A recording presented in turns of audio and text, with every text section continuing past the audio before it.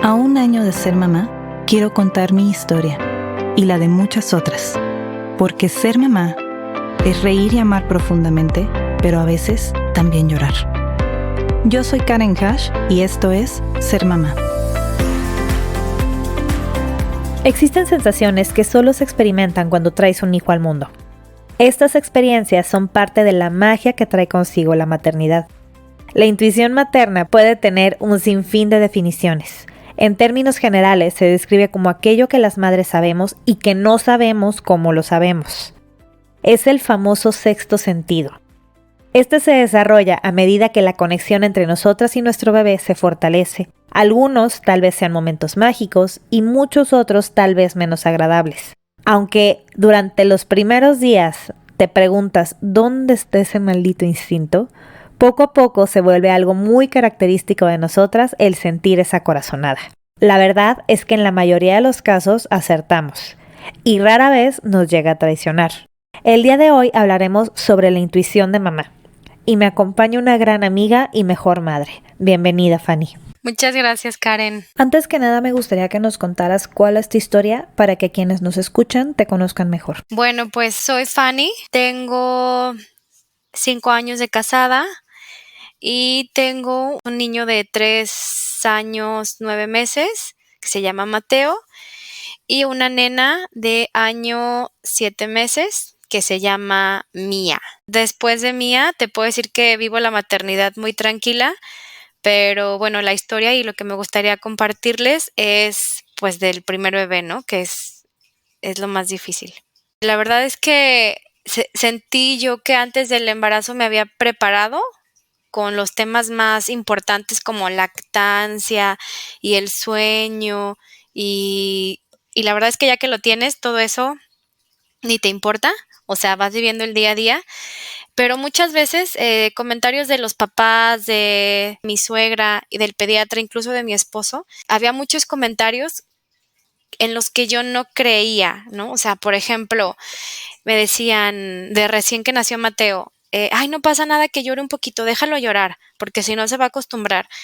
Y yo sentía horrible dejarlo llorar. Yo decía, es que, ¿por qué? Si se está llorando es porque está triste. Me tenías ahí sentada a 1.5 metros viéndolo cómo lloraba y yo sentía muchísima culpa. Y luego lo llevamos al pediatra y también lo dejaba ahí llorar y en lo que él nos explicaba, lo dejaba ahí acostado llorando. Yo decía, ¿por qué no en lo que me explica me deja abrazarlo, no? Y él, no, es que desde chiquitos los pueden empezar a manipular. Y bueno, era como que muy constante esto que yo sentía de que no, es que yo quiero abrazarlo, es que yo quiero cargarlo, es que no pasa nada si se duerme en mis brazos, no pasa nada si nos dormimos él tomando leche y yo en la mecedora, o sea, no va a pasar nada, no se va a embrasilar, no se va a traumar, o sea, ¿sabes? No va a dejar de ser independiente, como que muchos comentarios todo el tiempo, hasta que llegó un momento en que yo tenía mucha culpa. Yo creo que es normal, ¿no? De que quieres ser la mejor mamá para tu hijo y sientes que esos pequeños momentos que vives a diario de alguna manera lo van a afectar cuando sea grande o vas a hacer algo que lo va a traumar, no sé, ¿no? O algo que no está bien. Y ni modo, dije, me tiene que valer. No, lo que estoy haciendo no puede estar mal, ¿no? Creo que fue un comentario una vez de mi suegra. Ella es psicóloga y me dijo, ¿sabes qué, Fanny? Tú tienes la razón. Me dice, solo porque tú eres la mamá y la mamá sabe lo que es mejor para el hijo, tú tienes la razón. Y me impactó muchísimo, ¿no? O sea, me está diciendo que yo tengo la razón. Y desde ahí, o sea, yo dije, sí es cierto, o sea, nadie conoce mejor a Mateo que yo porque estoy 24/7 con él. Entonces yo sé perfectamente si necesita que lo abrace, si está llorando es por algo, así sea que nomás quiere que lo acurruque o si de verdad tiene hambre, ¿no? Y vas como aprendiendo poco a poco de que pues no solo come, también es la parte del apego, pero digo así, infinidad de situaciones en las que te hacen un poco dudar de tus capacidades de mamá. Cuando empecé a tener mucho conflicto y no estaba disfrutando lo que hacía, de la nada dije, no, voy a hacer lo que yo crea que es mejor para Mateo, porque eso me va a tener a mí tranquila y entonces es como una cadenita, ¿no? O sea, yo voy a estar tranquila porque voy a ver a Mateo tranquila y entonces mi esposo me va a ver tranquila y mis papás me van a ver confiada y así tal cual pasó.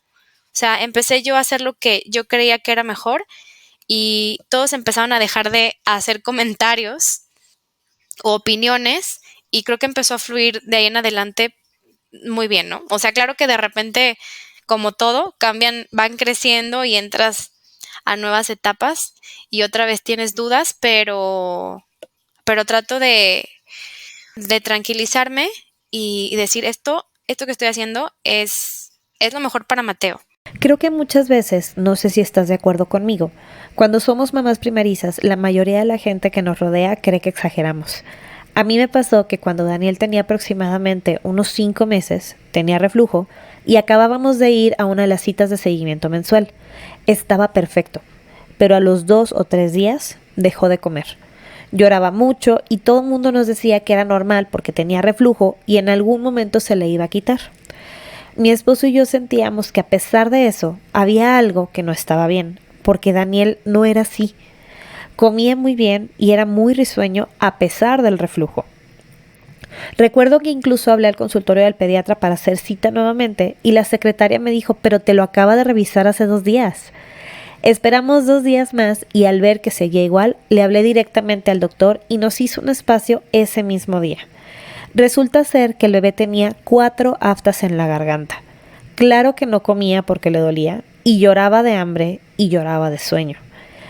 Creo que muchas veces por creer que somos primerizas, y es cierto, muchas cosas nos dan miedo porque somos nuevas en todo, pero la gran mayoría de las veces, como dice Fanny, somos quienes mejor conocemos a nuestros hijos.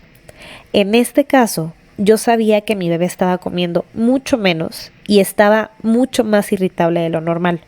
Sí es cierto, tenía reflujo y el reflujo lo llegaba a molestar muchísimo, pero no era la misma irritabilidad. Creo que en ese momento aprendimos que teníamos que empezar a confiar en nosotros, porque incluso después tuvimos mucha culpa por no haberlo llevado antes y haber escuchado todos esos comentarios que nos decían. ¿Te ha pasado algo similar? Fanny me platicó su experiencia en este tema. Escuchemos. En mi caso creo que aparte caímos con un pediatra que no iba con mi estilo de crianza o el que yo quería tener con Mateo y pues con mí ahora. O por ejemplo, también nos pasó que una vez yo veía muy mal a Mateo, de esas que no puedes dormir, yo sentía que traía muchísima tos, al grado de que yo veía que le costaba respirar y pues el pediatra no nos contestó, ¿no? Eran como las 11, 12 de la noche. Y nos fuimos al hospital, Martín y yo, y pues ya obviamente lo inyectaron y no sé qué, y al siguiente día le platicamos al pediatra lo que había pasado.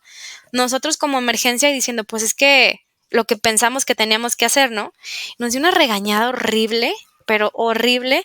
¿Cómo es posible? ¿Qué le inyectaron? Ya ni me acuerdo el medicamento. Eso le puede causar peores condiciones, era una simple tos. Y Martín y yo dijimos, ¿sabes qué? Este pediatra de plano, bye. O sea, ni siquiera nos apoya. O sea, como que no entendió que para nosotros esa era como que la respuesta a lo que estaba pasando Mateo, ¿no?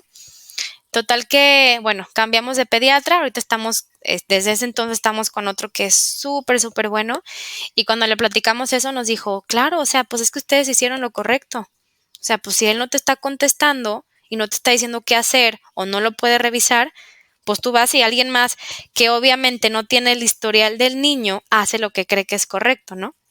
Entonces, claro, nos pasaron muchas situaciones.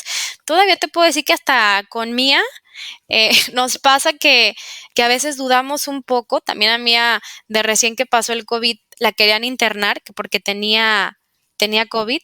Y como era algo muy nuevo, pues nosotros confiábamos, ¿no? En ese caso en la neonatóloga, porque nos quedamos con la neonatóloga en lo que la pasábamos con el pediatra ya de cabecera.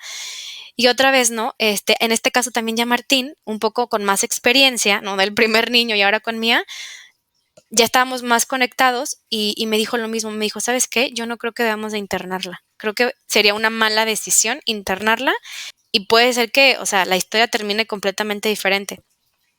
Y entonces tocamos base con muchísimos más pediatras, soportaron como que eso de no, ustedes están en lo correcto, no hay que internar a la bebé, qué bueno que están decidiendo no. Y bueno, obviamente no voy a quemar a la doctora ni mucho menos porque pues creo que también era nueva en esto del COVID, pero sí nos dijo, si se la quedan en su casa se les va a morir esa niña. Entonces ya te imaginarás, yo estaba entre que tenía muchísimo miedo. Yo decía, híjole, ojalá esté haciendo lo correcto, pero yo no veía mal a Mía. O sea, yo la veía muy bien. Entonces yo decía, ¿por qué la voy a meter y que probablemente pase algo peor si yo la estoy viendo? Ahora en este caso la veo muy bien, ¿no? O sea, caso contrario de otras situaciones, yo la veo muy bien. O sea, no la internaría por nada del mundo. Entonces, claro, yo creo que dentro de la maternidad podemos dudar en algunas ocasiones, o algo nos puede hacer patinar porque no somos expertos en muchos temas, pero el hecho de que tengamos esta conexión desde que están en nuestra panza, yo creo que hay que confiar, ¿no? O sea, nuestro instinto es súper poderoso, por eso tanto alabamos a las mamás y a nuestras mamás. Yo admiro muchísimo a mi mamá ahora que soy mamá, porque digo, neta, ellas saben todo, o sea, ellas te dicen algo y si no le hacías caso, va a pasar. O sea, así tal cual me siento ahora con mis hijos, ¿no? O sea, yo sé que si algo está en mis manos o puedo hacer algo en mis manos o puedo evitar algo que esté en mis manos, va a ser lo mejor porque les va a evitar algo o les va a ayudar en algo o simplemente los va a dejar ser, ¿no? Pero sí, ahora estoy súper convencida de que lo que yo creo es lo mejor para ellos. Y ahorita que hablas de eso, Fanny, ¿cómo es que aprendiste a confiar en ti y en tu intuición? La verdad es que fui a terapia porque el nacimiento de Mateo, como creo que es normal, bueno, quiero pensar que es normal, que el primer hijo trae como que mucha atención al matrimonio y más que nosotros pasamos muy poco tiempo juntos cuando nos embarazamos. Tenemos muchos problemas, ¿no? Entre el estilo de crianza, que él decía una cosa y yo pensaba otra, que nos decía el pediatra, que digo, habíamos como que mucha tensión, empezamos a tener muchos problemas y empezamos a ir a terapia. Y cuando teníamos sesiones de terapia en pareja, teníamos sesiones individuales y en las sesiones individuales yo empecé a trabajar esto, ¿no? O sea, entre miedo, culpa y también este extremo de estar súper aprensiva con Mateo. Yo pensaba que nadie lo conocía mejor que yo, que nadie lo iba a cuidar mejor que yo. Entonces, pues todo eso lo trabajamos en terapia.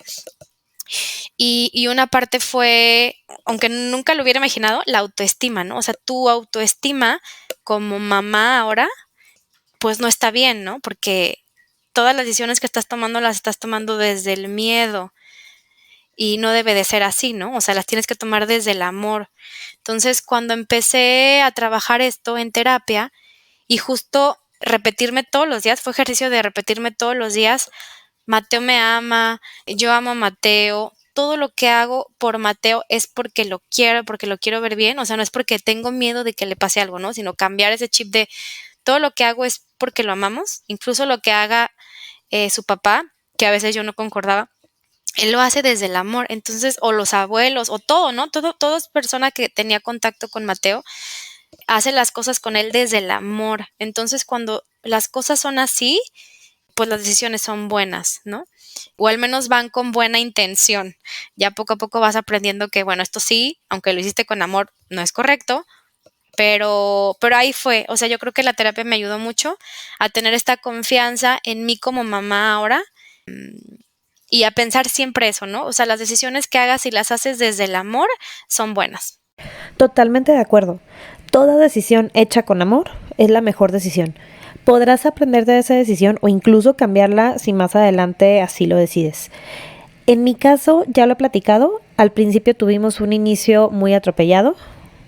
Pasamos por diferentes pediatras y me acuerdo que el pediatra con el que estamos actualmente, que creo que también es una parte muy importante, el estar con un pediatra que confíe en ti y en lo que le dices. Creo que a veces sí tendemos a exagerar un poco y tendemos a ahogarnos en un vaso de agua, pero a mí mi pediatra me dijo, si tú estás sintiendo eso, es algo que yo tengo que explorar.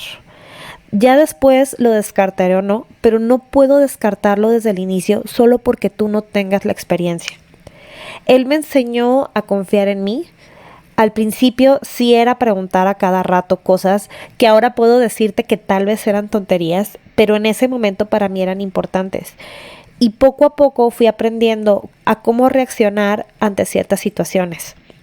La confianza la adquirí de mi pediatra al ver que él confiaba en mí y que no por el hecho de que yo tuviera miedo o que yo estuviera presintiendo algo, a lo mejor era que exageraba, sino que si yo lo sentía tenía que ser una opción que al menos se pudiera explorar. ¿Recuerdas cómo fue que tú aprendiste a confiar en esas corazonadas de mamá? Aunque la mayoría de las veces acertamos, también hay ocasiones en las que nos equivocamos. Fanny me compartió una de esas veces en las que sintió que falló su intuición. Me pasó un poco más, así que lo tenga presente, me pasó ya más grande Mateo, cuando iban a ser Mía, pues empezamos a hablar Martín y yo de cómo nos íbamos a organizar, ¿no? Y entonces, no sé, por alguna razón, como tú dices, de repente me ahogué en mi vaso de agua y dije, no, es que yo tengo que estar dedicada 100% a Mía y entonces tú quédate con Mateo.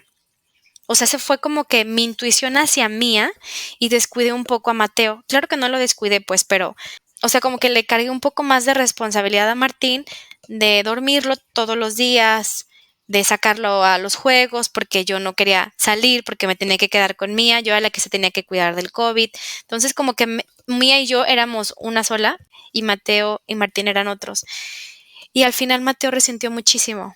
Mateo resintió mucho el que yo no estuviera tan cerca de él y Martín no logró hacer un vínculo tan pronto con Mía porque no los dejé. O sea, como que y creo que fue una parte de culpa del COVID, que yo no quería que se contagiara y luego con el susto de que la iban a internar, pues más. Entonces yo la cuidaba muchísimo, no quería salir ni a los juegos de aquí de la casa. Y siento que sí pasó un poco eso. Lo bueno es que nos dimos cuenta a tiempo, porque Mateo empezaba, o sea, ya cuando se iba a llorar, a dormir, porque quería mamá, y cuando antes iba con su papá muy contento, ya fue cuando yo dije, híjole, sí, o sea, no pasa nada que ahora Martín duerma Mía con Vivi y yo me vaya a dormir a Mateo, porque, o sea, como que no me puse a pensar en todos los cambios que él pasó o estaba pasando de tener una nueva hermanita. O sea, yo quise como que taparlo diciéndole, aquí está tu papá 100% contigo, pero faltaba yo. Entonces, ahí sí, creo que patiné. Pero otra vez, o sea, los errores no son de por vida, ¿sabes? O sea, como que me di cuenta cuando vi que Mateo ya no estaba disfrutando y cuando yo también ya estaba extrañando mucho a Mateo y estaba un poco cansada de estar todo el tiempo con Mía, decía, necesito convivir ahora con mi otro hijo.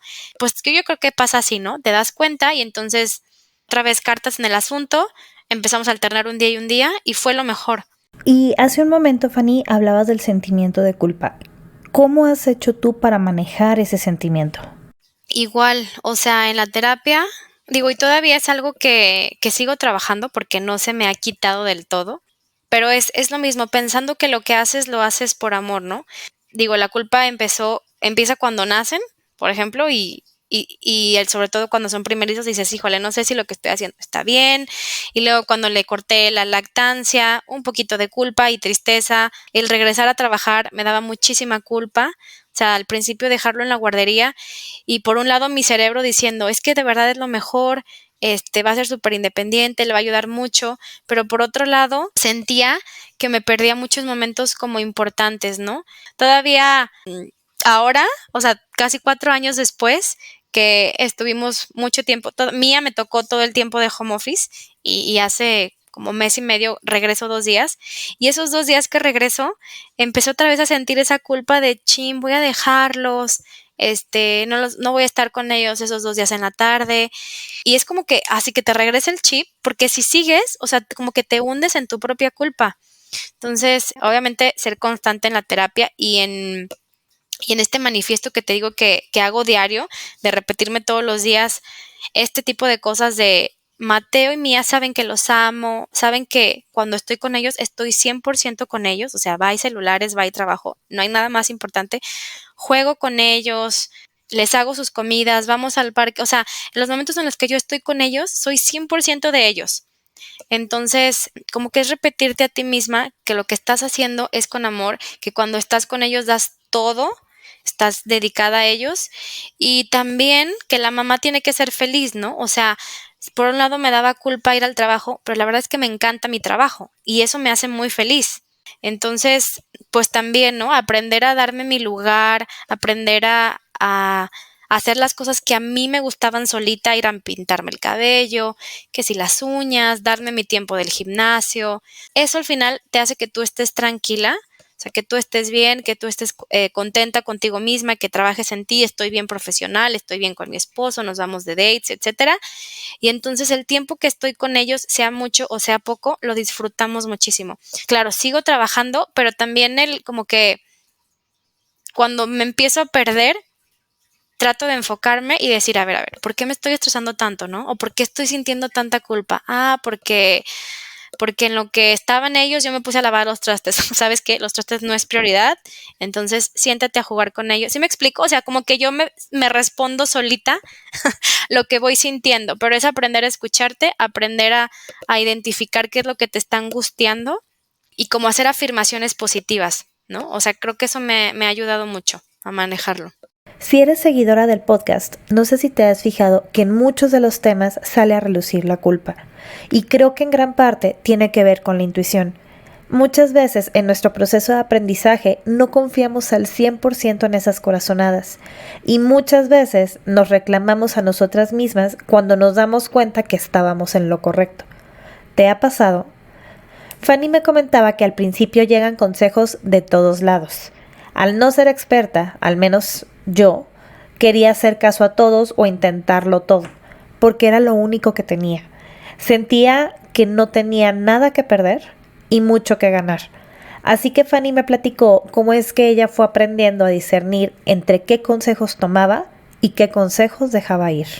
Creo que es una mezcla entre lo que somos nosotras como personas, o sea, como es Fanny de mamá, como es Fanny en lo individual, como era mi ideal de crianza, que por supuesto que cambió conforme fuimos avanzando.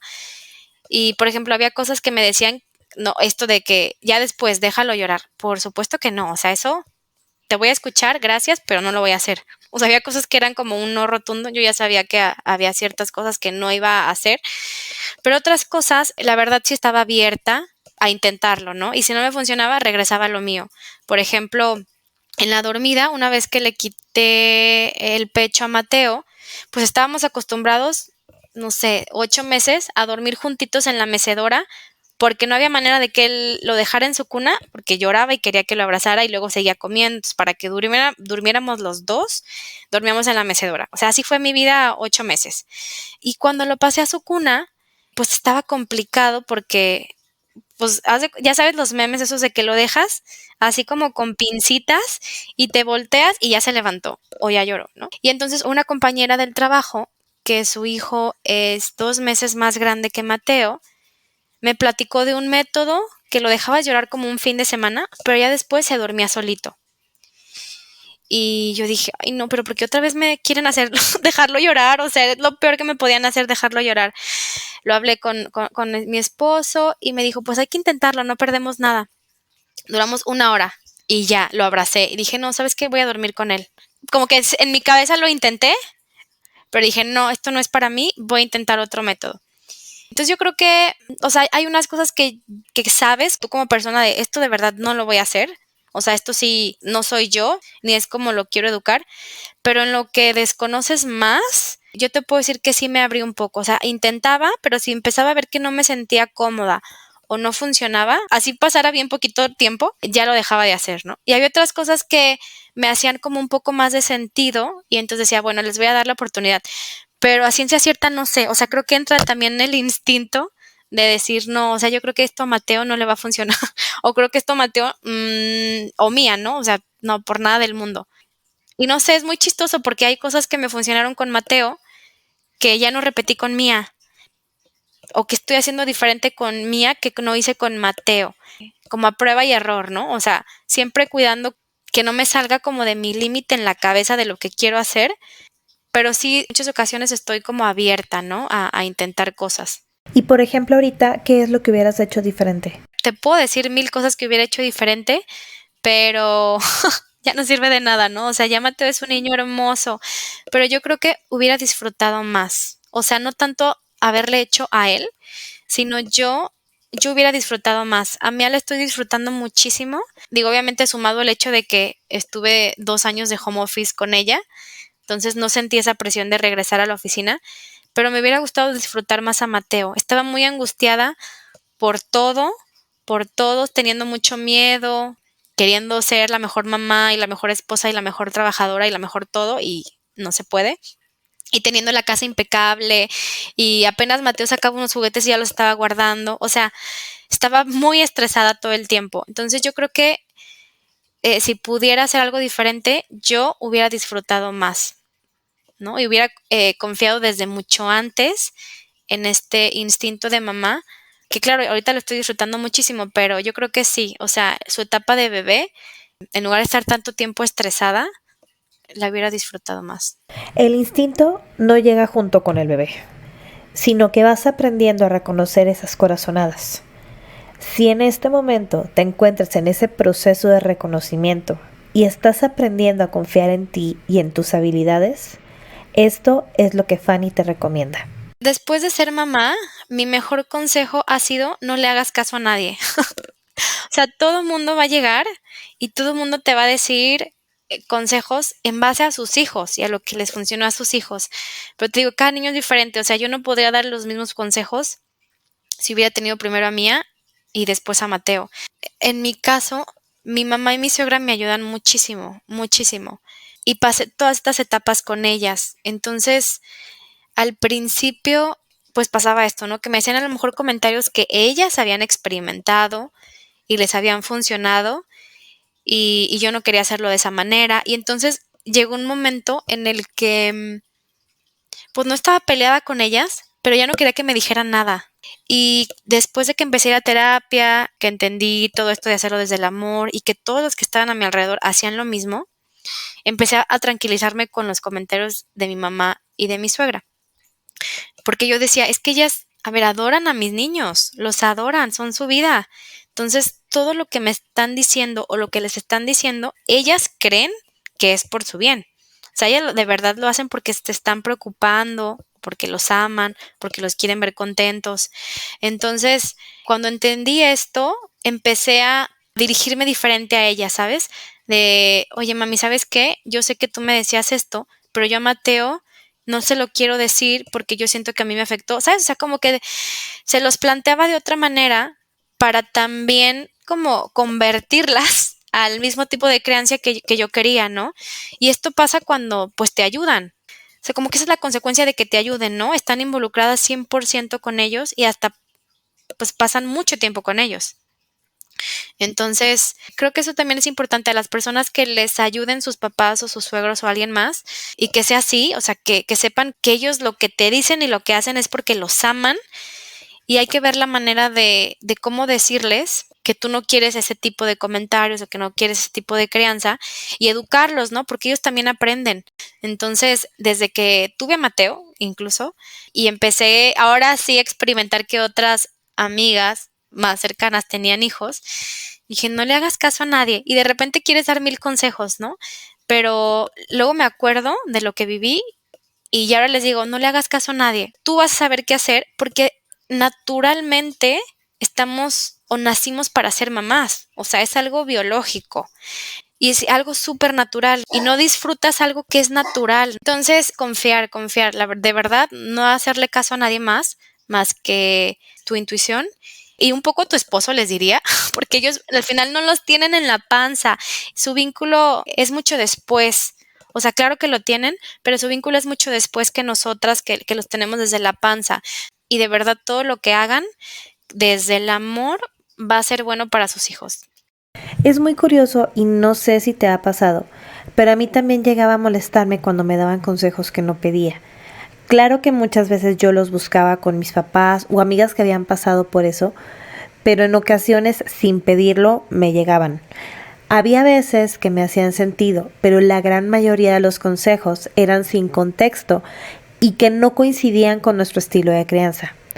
Pero hoy que tengo amigas que vienen detrás, de repente me descubro a mí misma dando consejos que no me piden.